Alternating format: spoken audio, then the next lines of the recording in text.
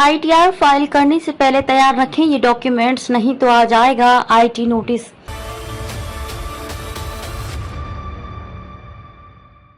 नमस्कार, मैं खुशी और आप देख रहे हैं स्वतंत्र भारत न्यूज। आइए नजर डालते हैं इस वक्त की खास खबर पर। इनकम टैक्स रिटर्न फाइल करने का समय आ गया है। 31 जुलाई 2024 से पहले सभी करदाता को रिटर्न फाइल करना होगा। अक्सर हम आईटीआर फाइल करते समय हम उससे जुड़े दस्तावेज ढूंढते हैं, ऐसे में समय भी जाता है और परेशानी अलग से होती है।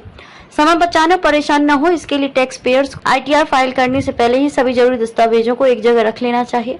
इससे रिटर्न फाइल करने का प्रोसेस बहुत आसान हो जाएगा और आईटीआर फाइल करते समय कोई परेशानी भी नहीं होगी। करदाता को एक बात का विशेष ध्यान रखना चाहिए कि वह आईटीआर में सभी जानकारी सही से भरें।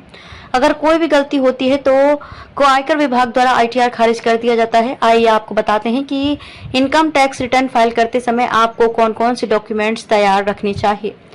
रिटर्न फाइल करते समय फॉर्म 16 बहुत जरूरी होता है। वैसे तो कंपनी द्वारा फॉर्म 16 जारी किया जाता है, लेकिन अगर करदाता ने फाइनेंशियल ईयर में नौकरी बदली है तो उसे रिटर्न फाइल करने से पहले पुरानी कंपनी से फॉर्म 16 ले लेना चाहिए। फॉर्म 16 में टैक्स पेयर के इनकम की सभी जानकारी के साथ tax deduction, at source, TDS की डिटेल भी होती है। रिटर्न फाइल करने से पहले करदाता जरूर चेक कर लें कि फॉर्म 16 की सभी जानकारी सही है या नहीं।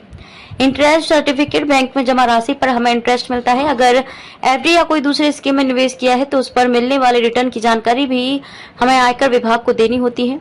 इंटरेस्ट और रिटर्न जैसे सभी डिटेल्स को हासिल करने का सबसे अच्छा तरीका इंटरेस्ट सर्टिफिकेट है। इंटरेस्ट सर्टिफिकेट में बैंक इंटरेस्ट के साथ बाकी ब्याज की भी जानकारी होती है। अगर सेविंग अकाउंट पर सालाना 10,000 रुपए तक का ब्याज मिलता है तो इस पर कोई टैक्स नहीं लगता है।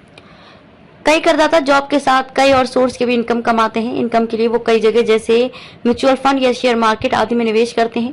इन निवेश की भी जानकारी आयकर विभाग को देनी होती है। आईटीआर फाइल करते समय करदाता को बताना होता है कि उसने कहां निवेश किया है और वहां से उसे कितना लाभ मिला है। अगर करदाता को निवेश के जरिए कैपिटल गेन मिलता है तो आईटीआर में इसकी डिटेल्स भी देनी होती है। अब तक के लिए बस इतना ही। फिर होगी आपसे मुलाकात ऐसी एक और खास खबर के साथ। तब तक के लिए नमस्कार और देखते रहिए स्वतंत्र भारत न्यूज। ऐसे ही लेटेस्ट अपडेट्स के लिए हमारे चैनल स्वतंत्र भारत न्यूज को सब्सक्राइब करें और तुरंत नोटिफिकेशन पाने के लिए बेल आइकन प्रेस करना ना भूलें। यदि आप हमें फेसबुक के माध्यम से देख रहे हैं तो हमारे पेज स्वतंत्र भारत न्यूज को फॉलो जरूर करें। धन्यवाद।